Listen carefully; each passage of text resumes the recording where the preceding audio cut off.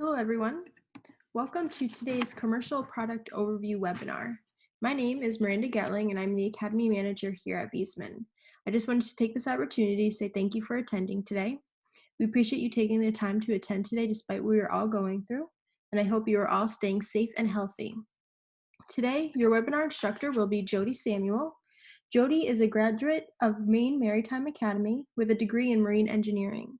Over the past 20 plus years, he has worked with various companies including Amtrol, Viessmann, and Calepi, serving in various roles including application engineer, product manager, training manager, and manager for engineering education. Currently, he serves as the project development manager for Viessmann. Before we begin, just a few housekeeping items. Today's webinar will be about an hour to an hour and 15 minutes. Everyone will stay muted throughout the webinar. However, at the bottom of your screen, you should see a Q&A button. On the left, you will see the desktop laptop version, and on the right is the mobile device version. Jody will be stopping throughout the presentation as well as at the end to answer any questions submitted. So if you have anything, just pop them in there. This webinar will be recorded and posted on the video library. This is located on the same website that you went to register for this webinar. Once you are in that video library, you're going to select the recorded webinar section, and then you will have to hit the Discover More button for the videos to populate. With that being said, let's begin. Here is Jody Samuel.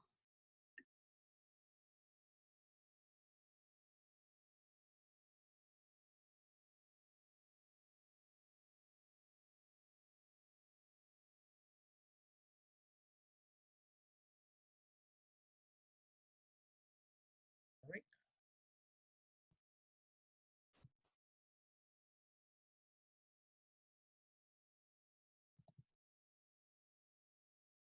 And I believe we're ready to go. So welcome. Today we're going to talk about commercial products. It's just an overview.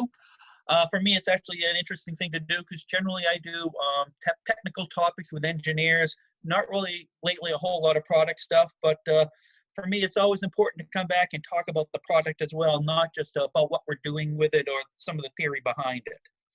So with this presentation, we'll talk about commercial products. And as far as what we mean by commercial products or what we're going to look at is really we're looking at our product line that comes under, I'm going to go with the commercial guys. And there's a lot of ways to measure commercial boilers. I'm going underneath the guise of, well, what boilers have a thermal or combustion rating on it, not an AFUE. So for us, that line starts on the bottom end, not at the very end of the Vitodens range, but at the Vitodens B2HA 311. So we're going from the Vitodens series from the 311 through the Vitocrossal 200, the CM2 series, and then up through the Vitocrossal 300, the CA3 series from the higher end. So realistically, it's taking us in an individual boiler from 300,000 to 6 million BTUs. So I'm going to actually start at the high end and work my way down. Let's start with the big boilers. So let's start off talking about the Vitocrossal 300, the CA3. Now, this boiler really for us is the most recent of the boilers we've added to our product offering. So it is a floor standing commercial boiler. It comes fully assembled and jacketed. So the picture you see there of the boiler, that's what shows up on the job site, okay? There are 6 sizes available. The small one is 2.5 million. The largest is 6 million, and then there's some sizes in between. So 2.5 million, 3 million, 3.5 million, 4 million, 5 million, and 6 million. They all have the thermal efficiencies greater than equal or 96%. So from an efficiency standpoint, they're right where we need to be when we look at what else is in the industry. Okay. They all have Viessmann premix, Matrix X premix cylinder burners. These burners are also pre-fired and set up, minimizing the startup time of dialing the burner in. They'll also work with natural gas or propane. There is an orifice kit that has to go in, and a change that has to be made as well. But it's a very easy conversion from natural gas to propane. Okay, they are fully modulating burners. The boilers themselves have a turn down ratio of 10:1 or 15:1, and that's really based on what's internal to the boiler. And we're going to talk more about that when we get to the next slide. Okay, ASME CSD1 compliant boiler. Okay, the heat exchanger is made out of 3/16 titanium stabilized stainless steel. Some of the best in the industry. not only do we want a good performing boiler, but we want a boiler that meets the customer's expectation when it comes to life cycle. This high grade of stainless steel ensures that from a material standpoint, the boiler will meet that expectation of the building owner. Okay, it is 160 psi working pressure on the boiler. So when we look at the application, this opens up a wide variety of applications, especially when we compare it to some of the other boilers in our commercial offering. Okay, from a gas size of things, if I'm running on natural gas, I can run anywhere from 4 to 14 inches. And, you know, to run a 6 million BTU boiler and only need 4 inches of gas pressure is a real big advantage. Now, because of this, the one thing that you do have to pay attention to when applying it is we're not sizing a gas train. So if the available gas is, say, 2 pounds, 2 psi gas, 3 or 5 psi gas, a gas regulator has to be installed with the boiler to get it back down to that range of 4 to 14 inches. If the boiler is running on propane, the 4-inch low end all of a sudden jumps up, so it's 10 to 14 inches. Okay. Now, the boiler itself is of a high mass design. It has a lot of water content. Now, what that does for us is this boiler does not have any minimum flow requirement. So there's no minimum flow requirement. There is no flow switch, and there's no need for a flow switch. Also, because of this high mass design, the boiler does not need primary secondary. So if your project calls for variable primary or primary only, you know, there's a lot of terms used for it, the boiler doesn't have to go in primary secondary. If it does, the boiler also is equipped to run its own boiler pump off of one of the internal plugs. So it's set up that depending on the application, the boiler will meet those applications. Okay. From a control standpoint, on the front of the boiler here, you can see a touchpad. So it runs with one of our standard controls. It's called the Vitotronic 300 GW6C. That controls the boiler. It controls what's inside the boiler. It has a touchscreen control. That control also has an internal cascade. So this control can be configured to run more than one boiler. Okay. You have easy access to all of the components. So if you look at the boiler, the side panels come off on both sides, the top panels come off, and the front panels come off as well. So that way there, from the side standpoint, I have access to 3 of the 4 sides of the boiler. And to make that all easy, all of my connections are all on the back side. So you can see 2 piping connections, my supply and return, flue collar is sitting down here, gas connection is here, and all my wiring come into the back of the boiler, making it an easy boiler to work with. Okay. Physically, the boiler, you do have to consider the space in the mechanical room to fit the boiler in. These are not considered to be small boilers. So from a height standpoint, you know, you either have 79 or 84 inches tall, depends on the series of the boiler. And also from a length size, anywhere from 94 inches long to 138 inches long. So when you're looking at putting this into a mechanical room, one of the things that we always like to do is we need to make sure that the boiler will fit in that mechanical room. Okay, but if you're doing a boiler of that firing rate and you want to have some mass in it, there usually has to be some space associated with fitting that boiler in. Okay. Now, this boiler isn't just one giant single heat exchanger with a single burner. With the CA3 series boilers, there is going to be a series of burners within the boiler. So for instance, this cutaway drawing over here, this represents either the 5 or the 6 million boiler. So what you have is you have 3 burners and 3 heat exchanger modules built into it as well.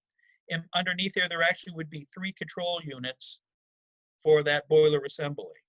So what happens is anything smaller than 5 million, so my 2.5, my 3, my 3.5, and my 4, they all have 2 burners. My 5 and my 6, they have 3 burners. The burners are, for the most part, are either 1.5 million or 2 million. The 2.5 is a little bit different, a little bit, you know, tweaked, if you will, on the burner. So the 2.5 actually has a 1.25 million BTU burner. So 2 burners at 1.25 million gives me a full firing rate of 2.5 million, but the bottom end of my turn down is 250,000. My 3.0 two 1.5 million BTU burners, 3 million on the high end, 300,000 on the low end. Yeah. My 3.5, it has a 1.5 million BTU burner and a 2 million. So that's 3.5 on the high end, 300,000 on the low end. The 400, two 2 millions.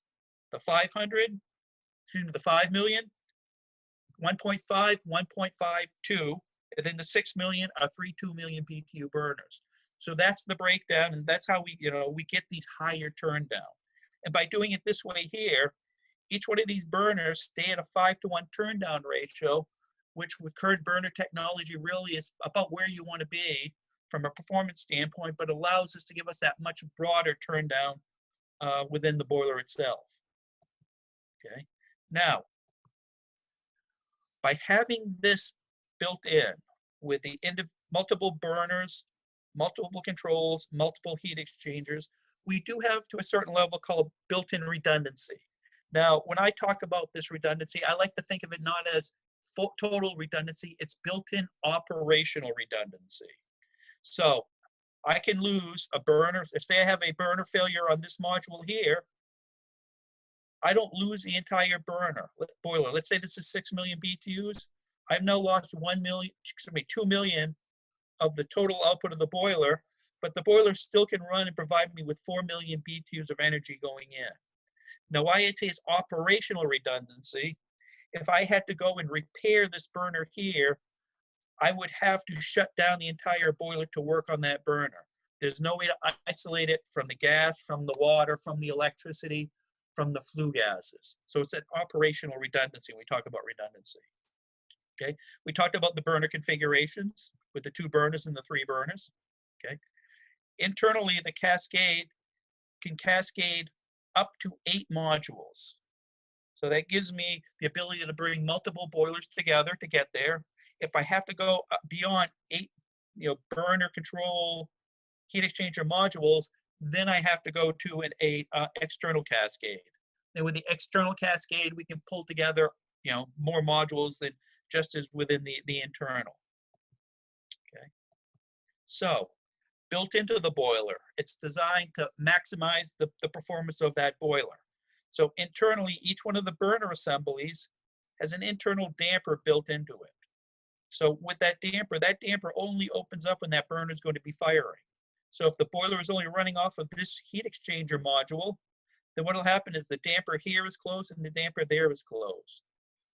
It's reducing the off-cycling losses, but also as important is if this burner is firing, that damper prevents combustion gases from exiting that heat exchanger, going through the flue pan on the bottom, and then re-entering the space, whether it's the combustion air or if it's it's not sealed combustion in the mechanical room. So it keeps that boiler sealed, that combustion gases won't escape through an off-cycle burner. Okay. Additionally, there are isolation valves across the bottom that isolate the off-service heat exchangers. That way there we are just flowing through whatever heat exchangers are enabled, better matching the flow characteristics of the boiler to the system itself. Okay. Now, it may have multiple burners, multiple heat exchangers, multiple controls, multiple gas valves internally, but as far as piping, everything is single. So single full collar on the back down low, 2 piping connections to connect it into the system, my gas connection here, and then there'll be openings here for my wiring to come into the front through. So it's still just a single connection like it was a single heat exchanger, but it does give me that built-in redundancy inside. From a venting standpoint, I can vent up to 100 feet, equivalent feet with this boiler. Okay. The heat exchanger design is one that's different than the other 2 boilers we're going to talk about. So this is called the laminar, Vitocrossal laminar heat exchanger, and has dual lamellar turbulators in here to drive turbulence on the combustion gases to maximize heat exchange. Everybody always likes to categorize the boilers as a fire tube boiler or a water tube boiler. This one's not quite either, but if I was trying to shoehorn it into one direction, I would say this is most akin to a water tube boiler, where I have essentially a elongated tube that you see here that the combustion gases pass through with this lamellar turbulators in there to increase that heat transfer. And then it's sitting inside the pressure vessel here that's full of water. So it's a down-fired burner. Combustion gases move down through the heat exchanger and enter in the flue tray across the bottom. System water, hydronic water enters in the bottom and exits out the top. So it is of a counterflow design. Okay. Now, a couple of things about this design. Okay. Down here, boiler water content. We talked about it having being of a larger mass or a larger water content boiler. Smallest boiler I have has 120 gallons of water. The 6 million BTU boiler has 218 gallons of water. So a pretty decent amount of water inside the boiler. Now, it's not highlighted on here, but also something to pay attention to is the weight. The 2.5 million, let's call that 3,600 pounds. The 6 million, 7,200 pounds. So this is not a lightweight boiler. It is a large water content boiler that is designed for 160 PSI. There's some metal in this. So when you start looking at moving this boiler around, generally provisions for rigging the boiler has to be considered when bringing it into the space. Now, if dimensionally or because of the weight of the boiler, if there may be some obstacles of getting that boiler into the mechanical room, there is a manual that is available that shows how to break that boiler down into smaller components so that the boiler can be disassembled on site, moved, the components moved into the mechanical room, and then reassembled. And there is a reassembly manual, and also there is a check sheet telling that somebody uses to recertify the boiler after the assembly has taken place. If the mechanical contractor is not comfortable taking the boiler apart, and we know this up front, then there can be accommodations made to add into the quote for the boiler to have a Viessmann technician on site to supervise the disassembly and reassembly, so that it will go quicker with our technician there, and also they're there to supervise the testing and sign off that everything was put together properly. But that is something to consider, when you start to look at it. Physically, the dimensions and also the weight. Now, from a power standpoint, anything that's 4 million and less will be 120 volt single phase. The 5 million and the 6 million, we're talking about a boiler that's going to require 208 voltage with 3-phase power. Okay. Now, when it comes to venting, full range of venting options. As assembled, the boiler does have a louvered panel on the side with an inlet filter, and you'll have one per burner. So a 2-burner boiler, a 2 million to a 4 million, there'll be 2 of those louvers on one side of the boiler. The 5 or the 6 million, there'll be 3 million. There'll be 3 louvers, and the louvers sit opposite the burner intake. So if I'm doing room-dependent air, the boilers will draw combustion air out of the room. Make sure that you have makeup air either through holes on the wall or makeup air units to keep up with the firing rate of the boiler. And then we can vent horizontally or we can vent vertically single pipe. From a material standpoint, these are condensing boilers. We're looking at category 4, polypropylene or stainless steel. So that's from the venting standpoint. If the choice is to go with sealed combustion, there is a sealed combustion kit that will replace the louvers with the intake filter on the side of the boiler. That way the combustion air will go directly into the burner. And now we can do a 2-pipe sealed combustion system. So we can do 2-pipe vertical with both the combustion air and the flue going vertical. We can do 2-pipe hybrid, combustion air coming sidewall, venting vertically. And we also do horizontal, combustion air coming in sidewall, boiler venting horizontal as well. But in a single boiler application, all the options that you can think of are available there to vent the boiler. Now, if the decision goes to the direction of, or the question comes up to, can we do multiple boiler, common venting?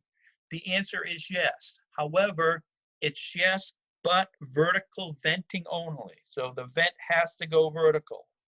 I can go up to 4 boilers, and the 4 boilers have to be of the same firing rate. So we can go vertical venting, 4 boilers, vertical. There also will be a combustion air damper, and you can't see it on because it's on the back side of the boiler. There is a combustion air damper that's also added to the venting at the breaching of each boiler to isolate that entire boiler if it's off service. And then from a combustion air, I can go room-dependent combustion air, or I can go sealed combustion on the combustion air as well, bringing the combustion air out horizontally, like you would see on here, or I do a vertical combustion air like you see there. But we also do have the sealed combustion, we do have the common venting option available. It's just that we are just offering it as a vertical application. Okay. From a power requirement, all the boilers that are single phase, 120 volt single phase, all require 20 amp service. And my 5 and my 6 million that require 3-phase 208, they also are 20 amp service. So that's straight across the board. Internally, we have a cascade control. The cascade control is touchscreen. It has simple programming. It's very easy to work your way through. And it is menu driven. Now the control itself takes care of staging and rotating for the heat exchangers that are in the individual boiler, but also if I have multiple boiler packages. The burners modulate, and that modulates through the controls. Now here it says we do 3 heating temperatures. We do, but we have to add options. So our 3 heating temperatures, the boiler will have a common supply sensor. That is the number 1 of the 3 heating temperatures. The other 2 we're going to do with motorized mixing valves. The mixing valves are going to be programmed through our control. But through those mixing valves, the boiler can control 3 individual temperatures, and these temperatures are doing outdoor reset. Additionally, not on the screen, but the boiler also has a module built into it to take care of domestic hot water. And the boiler also can do an external demand. That external demand, think of it as maybe a pool or a snow melting that I'm running off of a set temperature. So we have the ability to do that. An option that also can go with this when we talk about temperatures is I can also add in actually the boiler now comes standard with an EA1 module. The EA1 module also will take a 0 to 10 volt signal to modulate the water temperature. So although we say here we have 3 heating temperatures, in reality we can add on a lot more temperatures depending on the application. Okay. The control is set up for lawn. So we run off a lawn internally to our boiler, and if we're cascading boilers together on our side. We also offer a gateway. The gateway will do BACnet. It will also do Modbus. So we have that interaction available. We also have a solar interface available as well. If somebody's trying to do thermal solar and trying to integrate the thermal solar into the system, we can do that with a module through the boiler's control. Okay. From a wiring standpoint, once the wiring comes in through the back on the boiler, this is the front end with the covers coming off. This is the control, the touchscreen control that's on the front of the boiler where the programming happens for the cascade. This control panel here, it has a 2-module system. Here's the second control for the other module. All low voltage connections are plugged in right here. So outdoor sensor, common supply sensor, domestic hot water sensor would all be brought back in and wired into that position. Down in here is a connection for all of our line voltage connections. So my pump outputs, my mixing valve outputs, my safety circuits, anything that's wiring on the line voltage side, off of this right in here. Current boiler will have that EA1 module down in here. I'm doing a 0 to 10 volt signal to modulate the boiler water temperature. I have a connection point right down here. And if I had a gateway, I drop the gateway down in here as well. So, everything fits within the mod here. You'll notice it's open, it's clean, it gives you plenty of room to work. but that'll all be on the front side of the boiler itself. From a display standpoint, the Cassier will always show you the boilers that are in the system. So here you see all the boilers are numbered. Here's my supply set point and my actual temperature, and then all of my individual boilers, okay? And what'll happen is you'll have information underneath here for each individual boiler. So something like this here, you see here, this is showing boiler number 2. It's showing a flame inside that burner box. That means the burner is firing. It's firing at a little bit more than 2 million BTUs. And you'll notice there's a white dot. The white dot means the boiler is enabled. Over here, no flame, no fire, nothing in the white. The dot is gray. The gray dot means the boiler has not been enabled. It's in standby, waiting. If there's an X across the dot like you see here, that X means that boiler is not available. It's not communicating. But this is the kind of information that you're going to see on that screen to allow somebody to go in there and take a look at what's happening from the boiler system. Okay. If we need more boilers than the internal cascade can handle, or I want to add other functionalities, now we're into an external cascade control. So we can cascade unlimited boilers here. You know, for instance, we have installations out there with 6 million BTU boilers. You know, that's more modules than the internal cascade control. We have a cascade outside. Can do real-time system loading. We can have it built with VFD pump outputs. Staging, rotating, and modulation now happens over here with this control. Okay, so a lot of things can be built into there. Okay. Now, as far as the boiler itself, we also do offer a dual fuel model. Okay. The dual fuel model has to be ordered upfront as dual fuel. It's not an accessory that can be added in afterwards. So it has to be ordered that way. Because internally, some of the things that are built into it, the boiler grows a little bit to fit these components in here. So what happens is you now have 2 isolation valves, solenoid operated valves, and you have now 2 gas connections, LP gas here and natural gas here. So natural gas comes through here with a solenoid isolation valve. Same thing here, LP comes in with a solenoid isolation valve.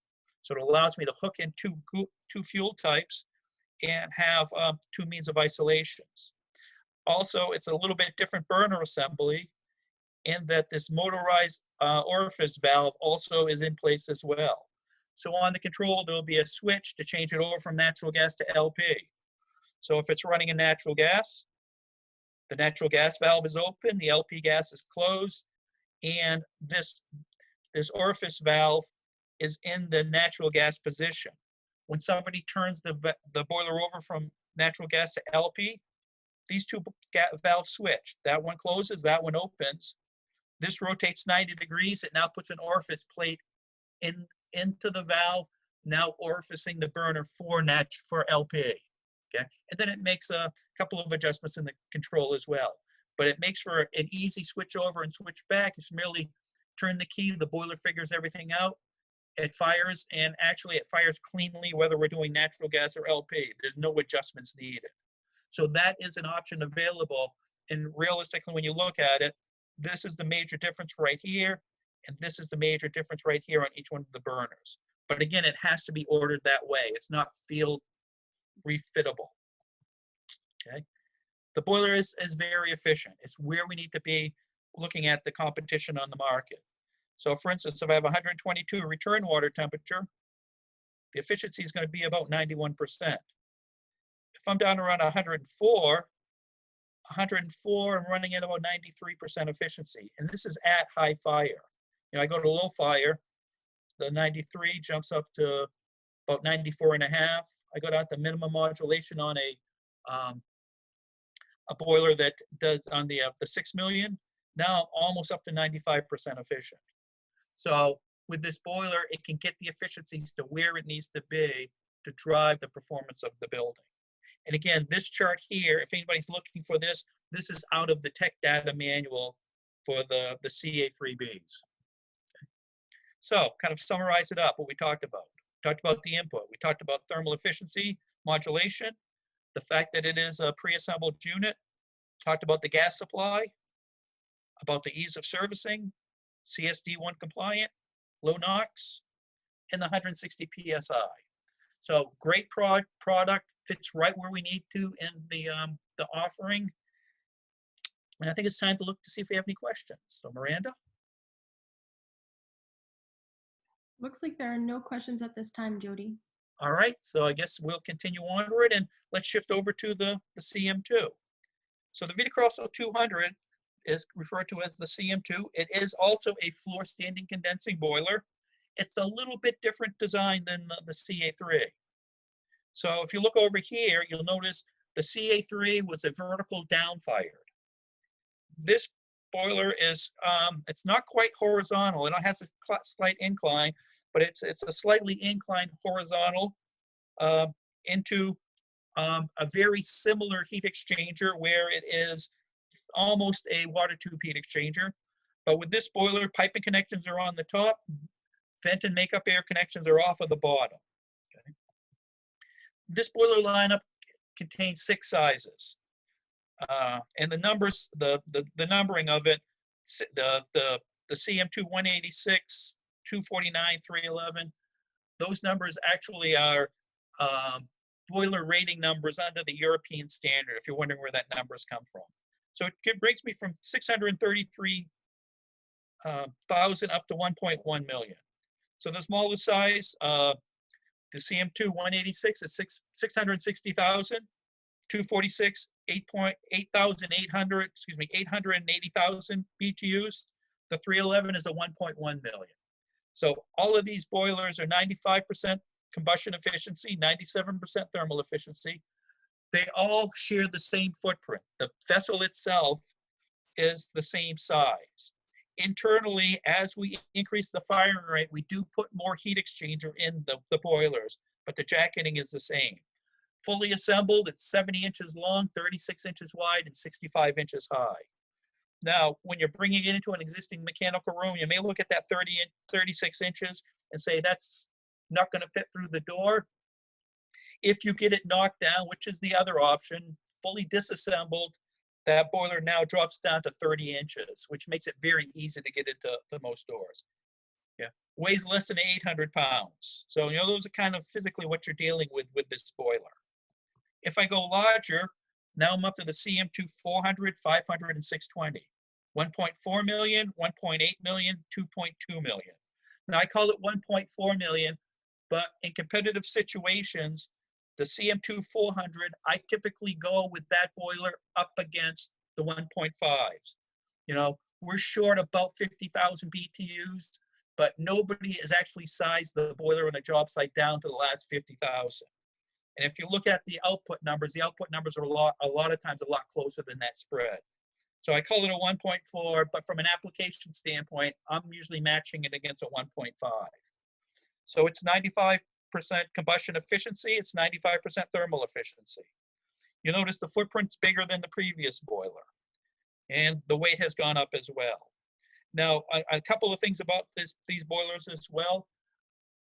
These also, just as a smaller size, come either fully jacketed or unjacketed, knocked down and assembled on the job site. And when you start to unjacket them, the width drops down considerably. These are very well insulated boilers. And my largest boiler, when I start to get around here, the width actually unjacketing is a little bit more than 35 inches. It's like 35 3/4 or something like that. So a lot of times with the jacketing off, it's something that is fairly manageable to get it into the doorway.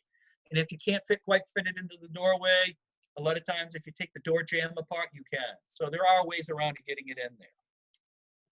Okay. Now, pressure rating here, less than we had with the CA3s.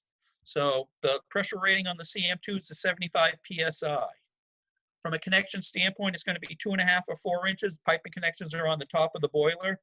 It is a single pass 3/16 titanium stabilized stainless steel. Same thing we talked about, the stainless steel with the CA3 happens here. Okay.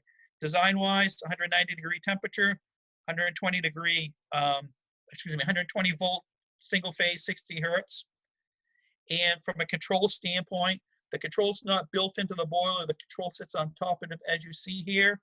And it's the same control platform that we utilize with the CA3s. So once you learn how to program one, you know how to program the other. Just as with the CA3, this control can run cascade of boilers up to 8 boilers. Okay. Now, internally, it has a fully modulating Viessmann cylinder burner. If you look at this burner and you look at the burner that's on the CA3, it's pretty close to the same burner. So from a servicing standpoint, if a contractor knows a CA3, for the most part, they know a CM2 as well. It's that transparent moving from platform to platform. In fact, things like the gas pressures are the same. Natural gas, 4 to 14 inches. If I'm doing LP, I'm looking for a gas pressure between 10 and 14 inches. I also have all of the exact same venting options as I did with the CA3s. I can do multiple venting options, including polypropylene and stainless steel, independent of commonly vented boilers up to 4. It calls it an optional combustion air kit. It comes with the boiler and we want it utilized, but I still chuckle when I see stuff written about it being optional. And from a venting standpoint, I can vent it sidewall or vertical. Okay, so here's the cutaway view again. So from an aspect of the boiler, it is a water-filled cylinder. It is a large mass boiler. And then these cross-cell sections go down the center of it, and that's where my combustion gases are going. Again, like the CA3, I like to call it a very unique application of a fire tube design. Now, what makes this unique is you look over here, this is the combustion chamber. You're sitting in the combustion chamber, and you're looking down those passageways. So my combustion gases pass through there. This happens to be looking in the combustion chamber of a CM2 186, my 660,000 BTU boiler. What you would see as the boiler went up in firing rate, there would be more of these pockets built into it. So as I start to increase the firing rate, I don't run with the same heat exchanger. The heat exchanger actually becomes bigger, but it's still within the same pressure vessel. And it's what you see over here. This actually happens to show a cutaway from one of my other Vitocrossal design.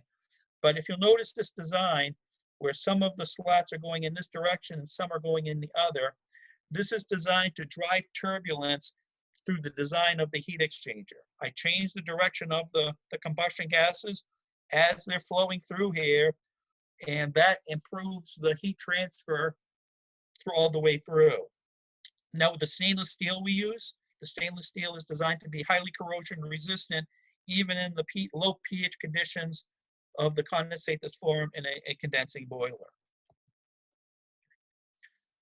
This boiler has a very low pressure drop. Now you'll notice here, it's inches of water column. Normally when we look at pressure drops for boilers, normally it's in feet, but this is in inches. So for instance, with this, if I was flowing at 100 gallons per minute, let's say I'm doing my CM2 311, and I do a 20-degree drop, I'm going to be somewhere about 100 gallons a minute. At 100 gallons a minute, I have 12 inches or 1 foot of head, exceptionally low pressure drop. So with this boiler, it's open for all types of applications. So I can go primary, secondary if that's the way somebody wants to specify it. If somebody says they want to go variable primary or primary only, I can hook this into the system and the pressure drop is negligible. This low pressure drop also makes it a great replacement boiler for cast iron boilers. Typically, when I pull out an older cast iron boiler, the cast iron boiler usually has a fairly low pressure drop. With this, I can do a direct replacement and not have to worry about resizing the pumps or anything because of that very low pressure drop across the boiler. It gives this boiler great flexibility in application. Okay. Mentioned on earlier that we're going to have our Vitotronic control mounted on the boiler, and it's going to sit up like you see here. It's the same touchscreen design that we have in the CA3, so it mounts on the top of the boiler. It's a multi-function control. So when the boiler goes in, we have one control that goes with the boiler regardless of the application. On startup, we then will program the control as we work our way through the wizard, which it has. And one of the things we'll select is the application. Is it a standalone boiler? Is it going to be the cascade of a multi-boiler system, or is it going to be the lag boiler? The minute we select the application, the control configures to give me all of the functionality that the control needs to operate in those conditions. So it has a large touchscreen design. It will modulate the burners.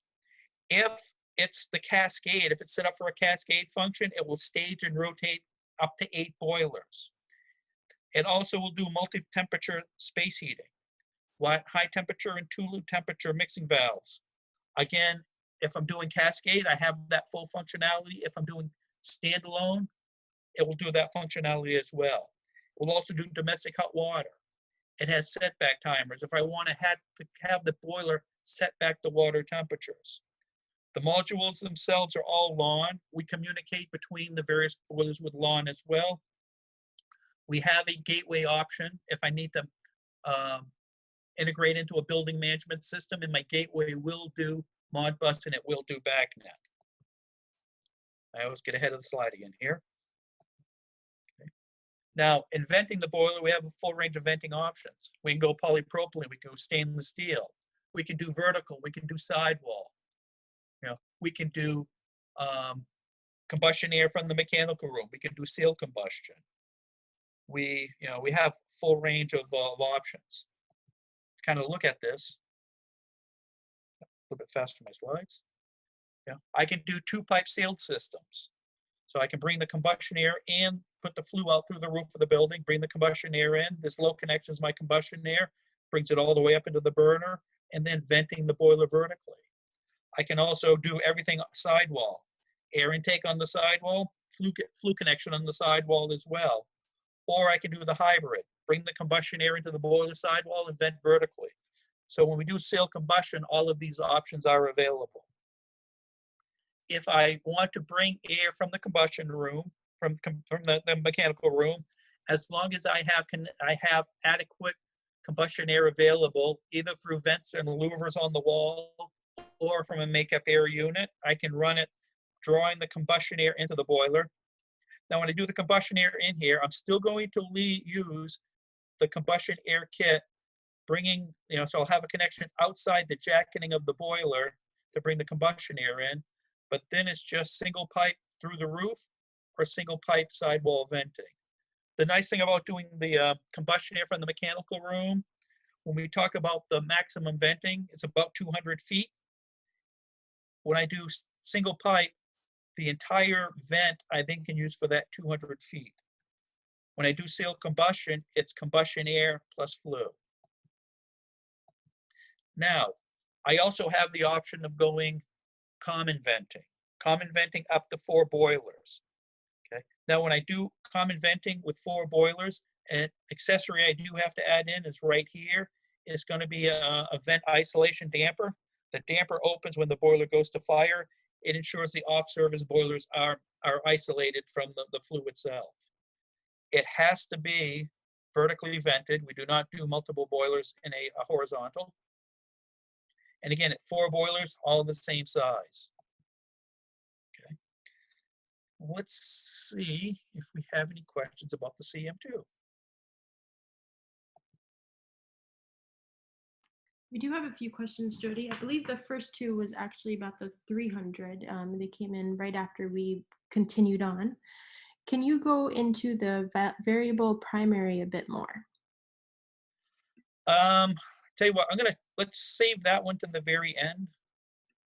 Okay. Next one is the BTU metering on your external cascade control accurate to the point where it can be utilized instead of an inline building gas meter? I'm going to go with no, because it's not a certified system. So generally, our B2 metering really it's really running off of an algorithm rather than actually measuring.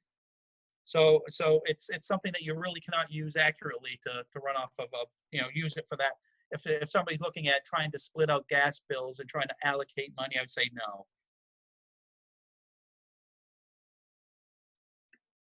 All right, and the other one in here actually refers back to the one that you are going to get to at the end. So that is it for right now. Okay. So we'll continue with the Vitodens, and then we'll come back to the questions again. So Vitodens 200, B2HA, B2HB. So the Vitodens 200s are wall-hung boiler. We have great application in the residential world, but we actually have great application in the commercial world as well. Part of what I do for the company is I see a lot of the commercial projects come and go, and I would say from what we see probably as many projects going in multiple wall hung boilers as we do floor standing commercial boilers. It's a boiler that, from an AFUE standpoint, for the smaller sizes, 95%. For the boilers that are actually commercial boilers that carry a thermal efficiencies normally run somewhere around 93.5 to 94%. It is considered to be the premium state-of-the-art wall hung condensing boiler because of everything that's built into it. And one of the unique things that we'll talk about is the multiple fuel self-calibrating burner technology. And internally, it's our Vitotronic boiler and system reset control that's built into it. Okay. Now, from a standpoint of featured boilers, with this line, it's something that we can offer a boiler anywhere from 94,000 to 530,000. Now, when we look at what we're quoting and what we look at from a commercial standpoint, from here on, the 311, the 353, the 399, and the 530,000 BTU boilers are all considered to be commercial boilers. However, when we look at quoting stuff, the 285, the 285,000 and multiples mainly do tend to show up a lot in commercial projects as well. Now, these boilers are low NOx certified for CO for NOx less than 20 ppm. By the way, as is the CM2 series as well, they are also low NOx certified.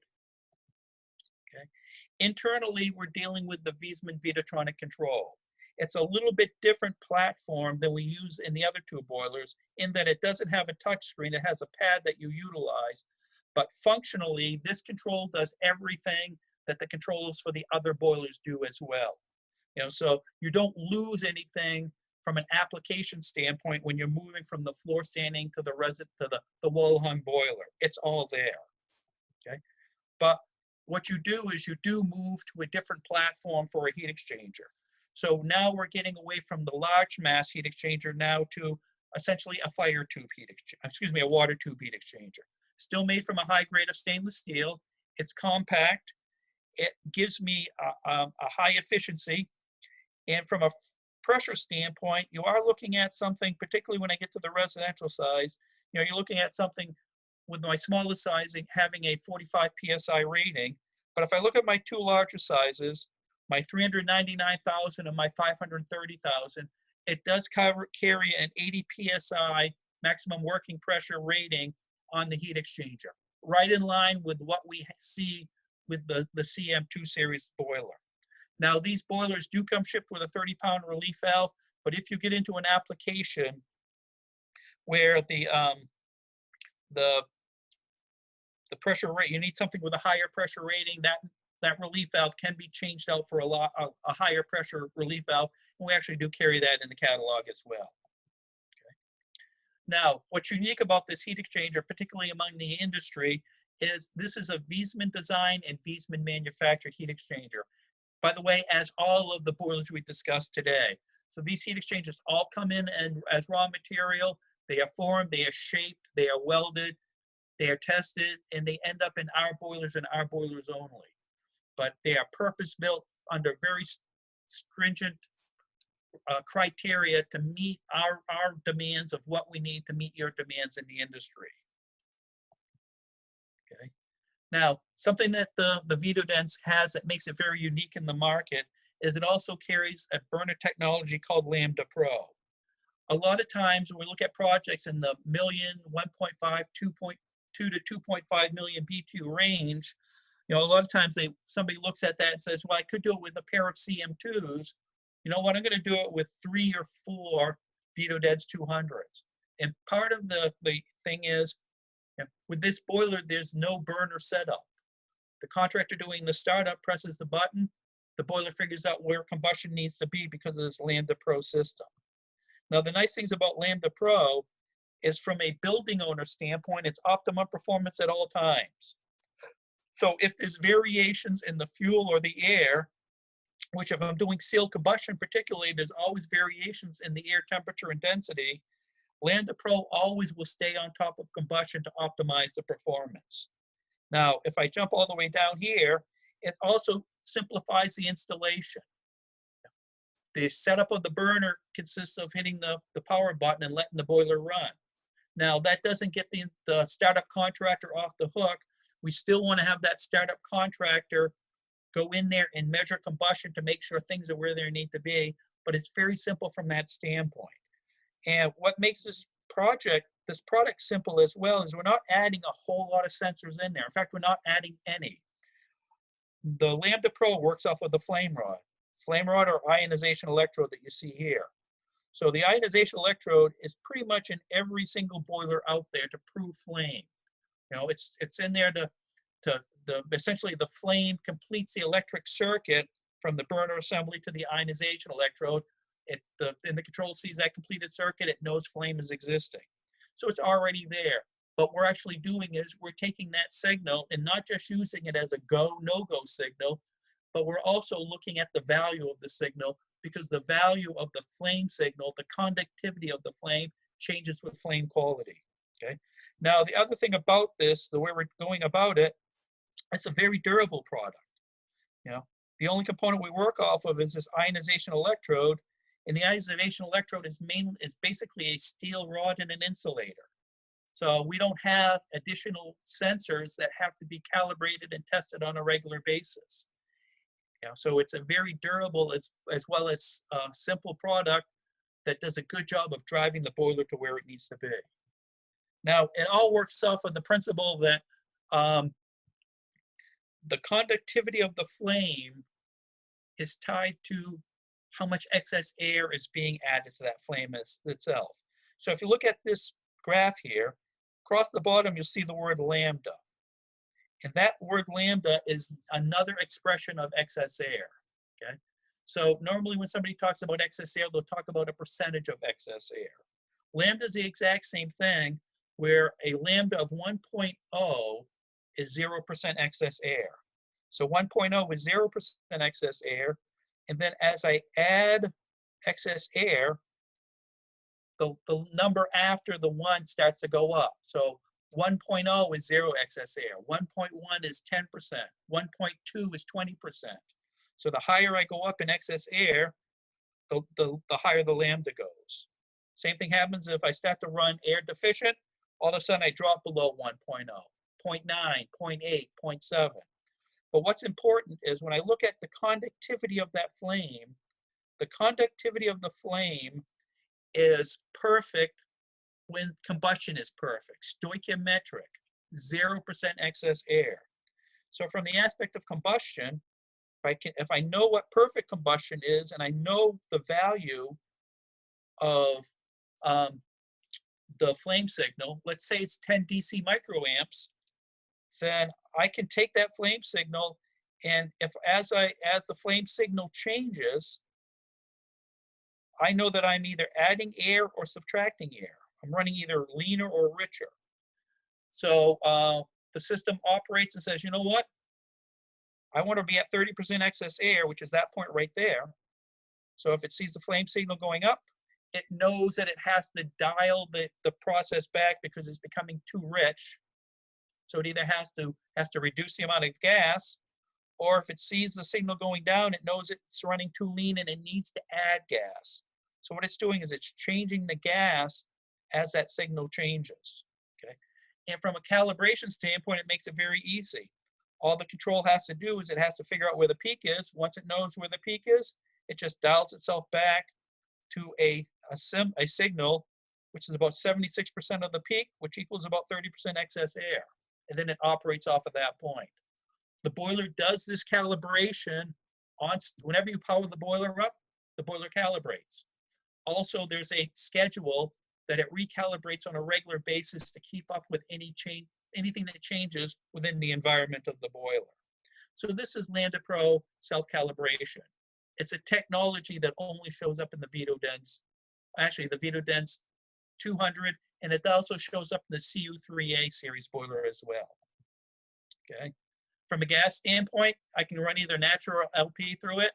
to 14 inches on the natural gas side, 10 to 14 inches on the LP side. Okay. Venting wise, all the same options my other boilers had. So I can do 2 pipes or I can do a 1-pipe system. So 2 pipes horizontal, combustion air, and vent horizontally, combustion air and vent vertically.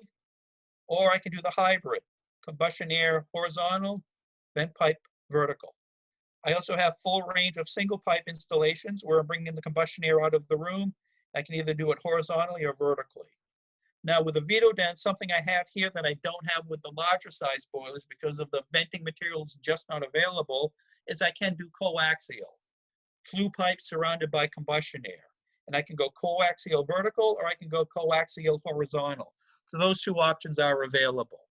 One note on the coaxial, if you are thinking about doing coaxial and you are thinking about the 530,000 BTU boiler, there is a D rate that has to be applied to the boiler because there's not a coaxial big enough to support 530,000 BTUs. So something to think about when you're looking at your venting options, particularly with the 500,000 BTU boiler. Okay. Now we also offer common venting as an option as well. 4 boilers, same size or vertical only, same as the rest of the others. Okay. So I can go vertical on it, 4 boilers, and then here's showing common combustion air coming in. So I can go vertical on the flue, I can go combustion air directly into the boilers, combustion air externally sidewall, I can go combustion air externally vertical as well. But it gives me a full range of venting options. And what's nice is the venting options that are available with the Vitodent series versus the CM2 versus the CA3Bs, same options across the board. The only thing that changes is the piping diameters and the maximum equivalent lengths that I need to work with. Okay. If I'm doing multiple boilers, I need a cascade control. The Vitodent's internal control does not cascade. So I do multiple boilers, multiple Vitodents, I'll add in the MW2C cascade control. This can cascade up to 8 Vitodent series boilers. It is very similar to what you will see when you're doing a GW6B with the CM2s or the CA3s. So touchscreen control up to 4 boilers. 8 boilers. The display and the programming is the same thing you would see with the other boilers. Now, the other thing that makes this boiler very attractive in a commercial environment is the racking system that's available. So this racking system available allows me to bring multiple boilers together, support the boilers, but also integrate the piping into a rack. So, and I can do it with up to 8 boilers. So this gives me an option to bring it all the way up to 4.2 million in a rack system. Again, the racks are freestanding, so you're not mounting the boilers on the wall. The racks, this right here is actually not just part of support, it's a pipe. Same thing here with this square tubing here. That square tubing there is the pipe as well. So the rack is the supporting mechanism. The rack is also the piping system. This is real popular in that, again, as I said earlier, you get to 1 million BTUs, 1 million to up to 4 million, because you look at this, it's something that's easy to assemble and get into the mechanical room. And from a redundancy standpoint, if these were 5 million BTU, 500,000 BTU boilers, this is probably going to be the one redundant boiler in the entire package. So a lot of times with this rack system, I can reduce the amount of redundancy I have, but still give the +1 redundancy that somebody's looking for.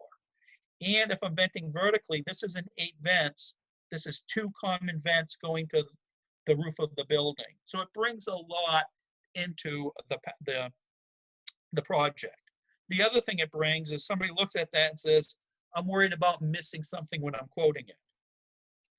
Everything can be ordered under a single part number. So we have packages anywhere from 2 to 8 boilers that can be ordered under a single part numbers.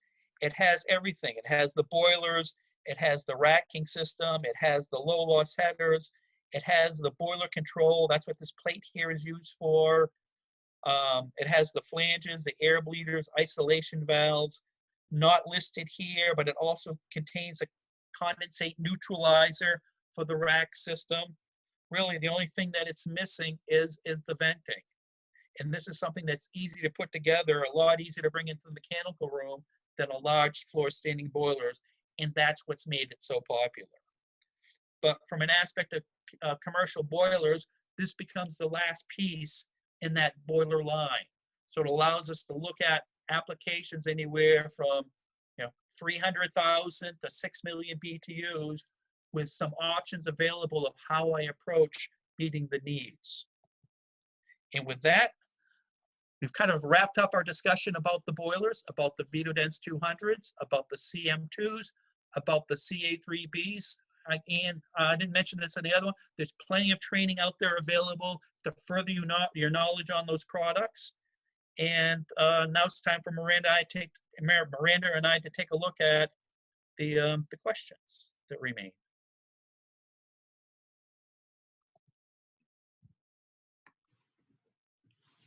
So it looks like what we have in there, Jody, is the one from before about the variable primary. Okay. All right. So can you go into variable primary more? Okay. Variable primary.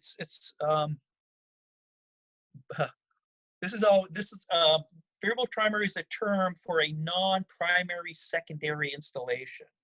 So rather than having primary secondary where I have essentially a boiler loop and a system loop and some sort of hydraulic connection between the two, whether it's a hydraulic separator, a low loss header, or closely spaced T's, the boilers and the heat emitters are in the exact same loop.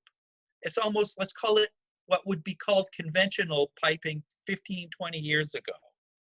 Now, where the variable comes into the discussion is more and more we're seeing VFDs and ECM pumps being utilized in the system. So the pumping is actually what brings the term variable in it. The primary means the boilers, the pumps, the heat emitters, single loop, no primary, secondary. But then the variable nature says the pumps are running off of VFDs and the flow through the system is going to change based on the loading of the system. Okay. Now, I think you had to, no, they're jumping around here.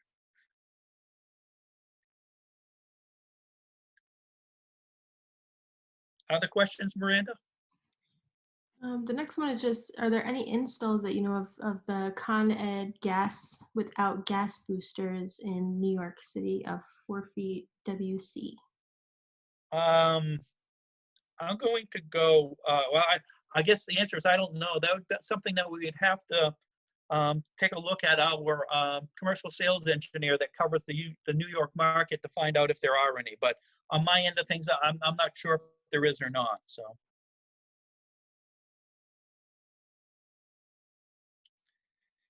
And is that it for questions, Miranda? That looks like it. All right, so I'm going to turn it all over to you then. Great. Thank you, Jody.